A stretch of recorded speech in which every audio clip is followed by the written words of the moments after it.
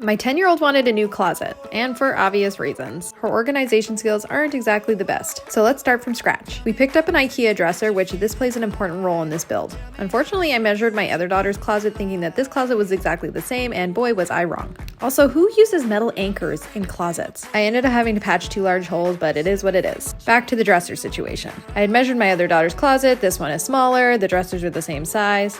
All in all, it means that I don't have as much space to work with, so we gotta get creative in here. I added some detail with this wallpaper that has been sitting in my basement for probably 2 or more years.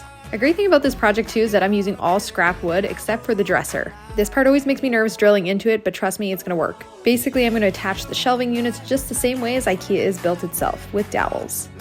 Now it's time to get started working on the shelves, and as I mentioned, her closet is a little smaller than her sister's closet. So I have to get creative so that she's not losing too much more hanging space. I always love getting my 5-year-old involved and teaching her all the skills she needs to know when she grows up.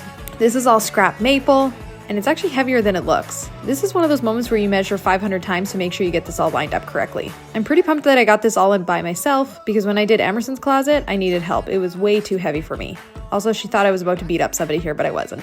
Now it was time to get the top shelves back on. I did raise this one side to allow more space for hanging as her clothes get bigger, trimmed it out with 1.5-inch wood, and then got to priming it. I used this little cool tool that allows you to match any color of paint. We wanted to match the Ikea dresser.